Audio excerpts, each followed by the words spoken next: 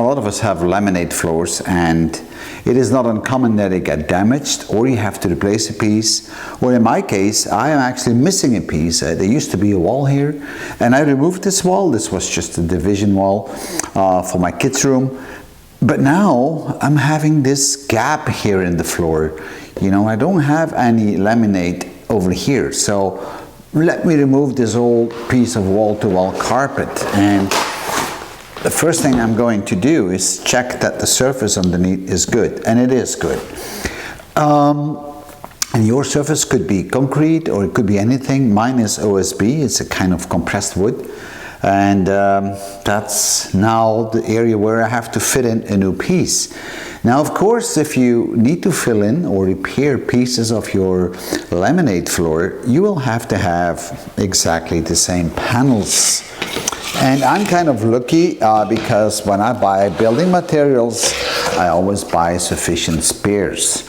So I keep this aside just in case I'm going to need it. And luckily for me, I did that because that's what I'm going to need. So I took one of the spares, and sometimes you can still get it in the store, but not always, not after 10 or 15 years. So I used one that I had as a spare, and the first thing I need to do is to make sure that I have a very straight edge on it. So you need to cut a straight edge at least on one side. You can't use the normal lips that are on there because this is what we call a click step quite often, so it clicks into each other, these panels, but you can't use that if you need to fill in something because you need to put it in under an angle, and that's not possible in this case. So make sure that your replacement part has at least one straight edge to begin with. If it doesn't, then you need to cut it straight. And you can do this on a circular saw, a table saw, whatever you have. Now, the second thing is that the edge of the gap or the part that you're going to replace has to be straight as well. So, with the piece that you already checked for being straight, just place it in like so.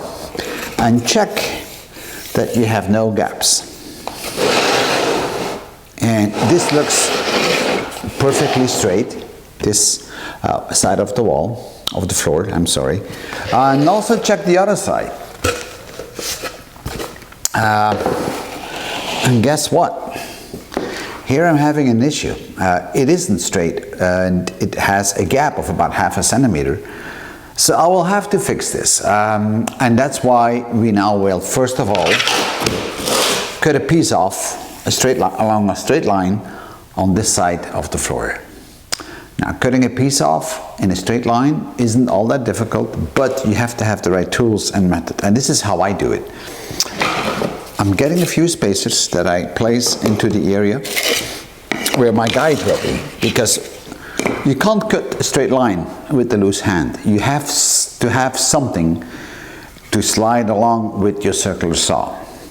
And I'm using an aluminum bar, but you can use a piece of wood, it doesn't really matter, that I will place on a certain distance from the side, and that's going to be my guide when I'm going to use a handheld circular saw. Now you can use another one, it doesn't really matter, and I will just slide along it like so, and that will give me exactly that straight line. So let me show you a little bit more of a close-up now on how we're going to adjust the circular saw and how we're going to place the ruler. So let me give you a little bit of a close-up of the uneven side, so then you have an idea what I was referring to. You see this gap here? That's the problem. So we need to cut it straight, and if you look real close, you see even that the gap is not even equal, it just gets wider. So we're going to measure the maximum distance of this groove or this gap, wherever it's the biggest part. And I suspect, just looking at an eye glance, that it's going to be right here. So we're going to cut this side straight, but we're not going to cut too much out of it. I think if I cut it at 14.5, and you could be working in inches, it's probably going to be quite good. So 14.5 is what I'm going to need. I'll do it, and I check the other sides as well, because you need to check it all over, just to make sure that everything is in place properly, that you don't end up with a surprise. Yeah. So I checked on every side of this gap that I have at least 14.5 centimeters, but in your case that could be inches, that doesn't really matter. And also make sure that whatever the plank that you have, the replacement part, is wide enough. This is 20 centimeters, so that's good enough. I will have to cut off a part of that as well. So now the next thing is actually to place the guide up. And placing the guide up is easy, but I will place underneath the guide some spaces. And these spaces are nothing else than little pieces of this material, the same thickness, so then at least I can bolt down the guide or screw down the guide to the floor. Now, the guide itself, you don't want to bolt it down onto your real floor, because then you're going to damage the floor. You want to lock it down into the area where you're going to place the replacement part. And this is why I'm doing this. Now, you don't need to use aluminum. You could use whatever you want. So let me just put that in, and then we see. Now it's going to be a matter of spacing it. How far away does it have to be? Well, that's going to depend a bit on your circular saw that you're going to use. So this is the circular saw, and if you look on the foot of the circular saw, there is always a wide part. Oops. See, there's the wide part and there's the smaller part. So I'm going to make sure that the wide side is going to ride on my existing floor, and that the smaller side is going to run against the guide. So what you got to do is just measure that distance between the blade and the edge of the foot. And in my case, that is 2 centimeters. So we're going to place now the ruler, and remember that the gap that we initially measured was 14.5 centimeters. We know that the offset of the circular saw was 2 centimeters. So let's just measure the gap now, and it's 14.5 minus 2 centimeters brings it to 12.5. And I'm just going to place this guide at 12.5 centimeters. There we go. And then I'm just going to screw it in place. And I'll double check. Yeah. You got to do this quite accurate, because otherwise the plank that you're going to cut may not fit.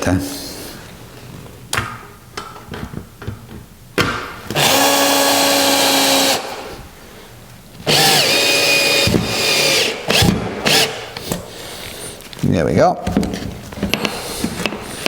And I just want to double check that. Yeah, and it's 12.5. That's good. And now I do the other side, and then we are ready to cut. So we have the ruler in place, and the idea is that we're going to slide along the edge of it.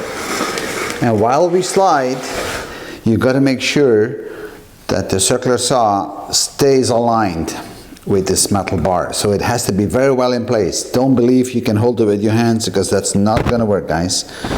Alright, so the next thing to do is to verify the thickness of the or the cutting depth of the circular saw. Now, you don't want to cut into the concrete if there's concrete underneath. You don't want to cut into supporting wood, the board which is underneath. So you need to adjust the height of the blade to the thickness of the material. And there's a couple of things you can do that, ways you can do it. You can use the guide that you have on the machine, but that's not always that accurate. The easiest way I found is to take a piece of that material that is on the floor and just place it on there and see that it just cuts through. If you do this, always remove your battery. If it's a battery one, if it's on the mains power, remove it from the mains power line. And now we're kind of ready to cut. So let's see how that goes. And I'm going to start at the other side and then go through it.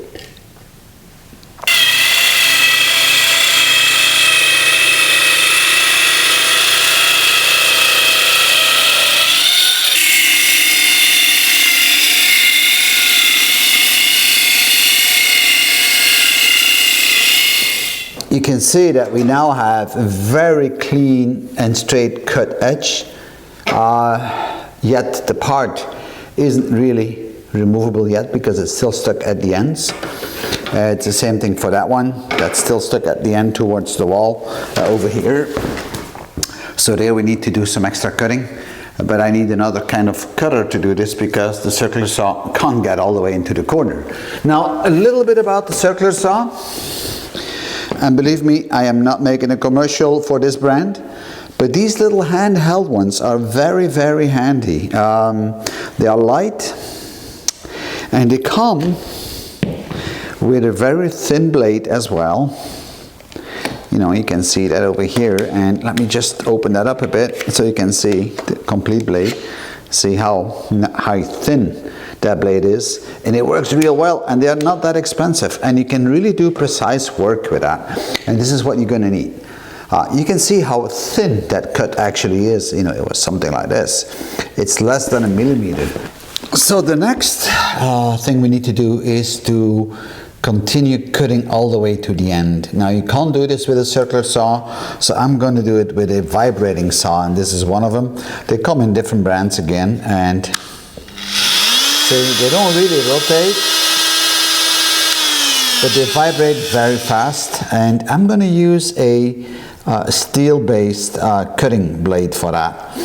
And I'm going to slide it along the edge, like so, all the way up to the end. And to do that, I'm going to use a guide, the same guide that I used before, and I place it nicely along the edge. Put my knee on it, and I rest on it, and there we go.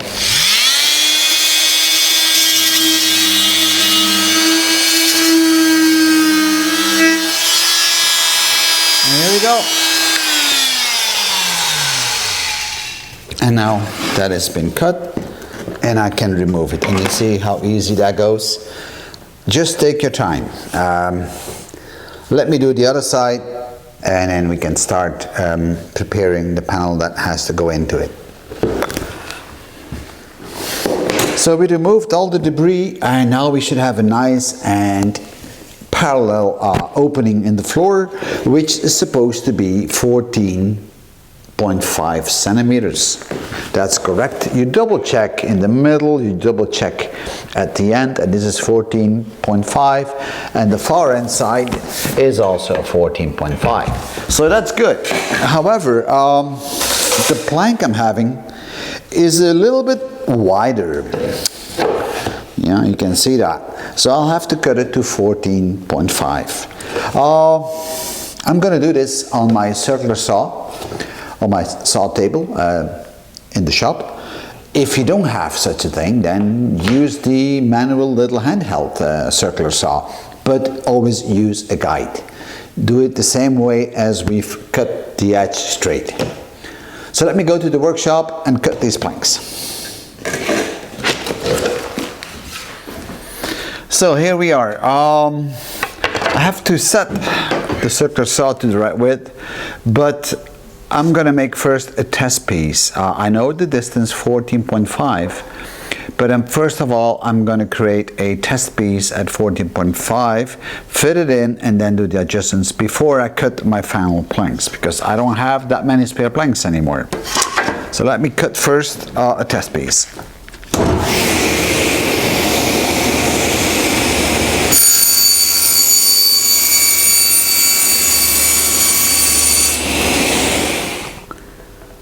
.4. So let me go and check it upstairs, and if it fits, we do the final cut. The test piece just fitted fine, so now let's cut the final pieces, and then we'll go and fit them.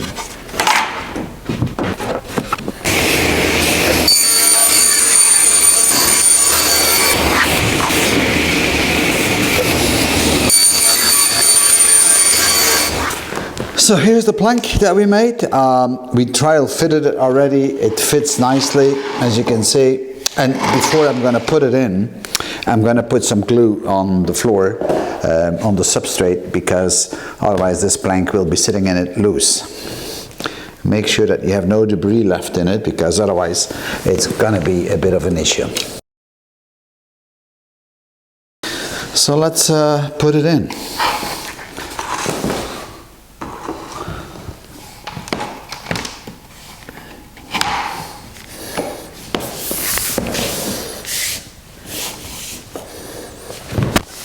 There we go.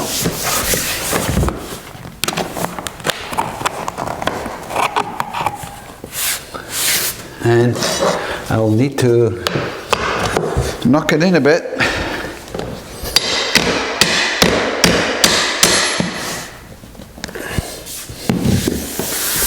So it's nice close, and now just step on it so the glue really gets spread open, and that feels pretty good. It might be that you really have an issue with a small groove like this, and that can happen, that you do get a groove. Then that's no big deal. You can either wax it so it's filled up with wax, but you can also use some glue, and this is some Fix All glue. And just, you know, fill it up with the glue.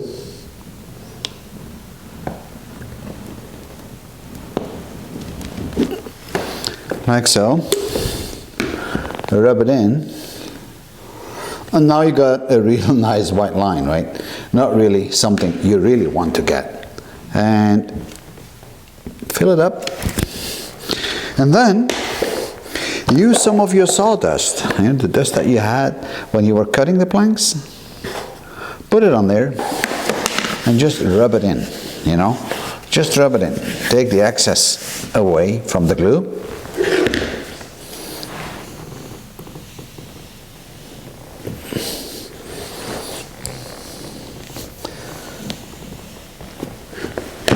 And then start rubbing.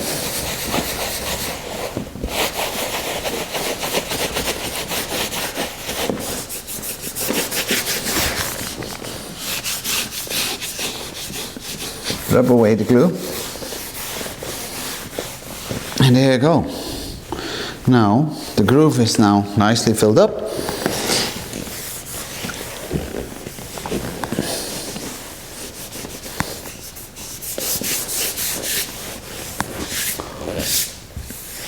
There you go. So now it's filled up, and it has a bit the color of the original boards that you placed. So here you go. You can't really tell where it's been. Of course, we know where it's been over here, but it looks very nice, and nobody can tell that actually we placed a new piece in. And that's what you can do. Now this took me about an hour, and that's including the taping on the video. So not really hard to do, just work very precise. Thank you for viewing. Bye bye.